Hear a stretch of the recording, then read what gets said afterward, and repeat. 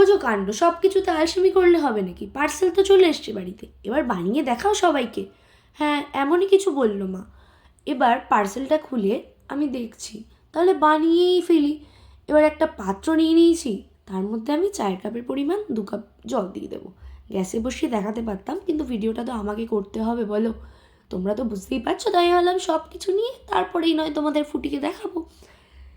পাত্রটার মধ্যে আমি 2 কাপ জল নিয়ে নিলাম, সেটাকে ফুটিয়ে আমাদের 1 কাপে কিন্তু আনতে হবে। এবার আমি ওই পার্সেলটা থেকে হাতে করে নিয়ে 2বার মতন দেবো। আমি ভেবেছিলাম ওরকম স্টিংয়ের মতন আসবে, কিন্তু জানো তো ক্রাশ করা মতো এসছে, লাইক কসৌরি মেথি। তো ওটা আমি হাতে যতটা নিয়েছি ওরকম 2বার দেব।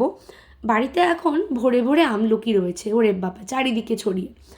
এবার আমি আমলকি হাফ কেটে টুকরো টুকরো করে নিয়েছি। আমলকিতেও তো জানোই তোমরা, চুলের জন্য, পেটের জন্য, স্কিনের জন্য, সব কিছুর জন্য খুব ভালো।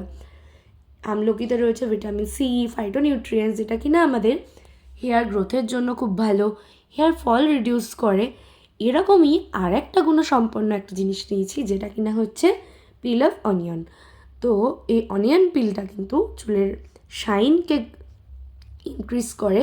এছাড়া কারো যদি গ্রে হেয়ারের সমস্যা থাকে, তোমরা কিন্তু কালো জিরে আর পেঁয়াজের খোসাকে সিম করে ফুটিয়েও সেটা টোনার করে ইউজ করতে পারো। সেই ভিডিও নয় আমি আরেকদিন দেবো। এই দুটোকে আমি মিশিয়ে দিলাম, মানে রোজমেরি লিফের সাথে। এবার আমি গ্যাসে এটা জ্বালিয়ে বসিয়ে দেবো। 10 মিনিট মতো সিম করে ফোটাবো, দেখবে একটা ইয়েলো টেক্সচার আসবে। যখন 2 কাপ জলটা 1 কাপে চলে আসবে, তখন আমি এটাকে ছেঁকে নিয়ে ঠান্ডা করব। ঠান্ডা করার পরে কিন্তু স্প্রে বটলে দেবে। আর ক্লিন অ্যান্ড ড্রাই স্ক্যাল্পে ইউজ করো সপ্তাহে 2 থেকে 3 বার।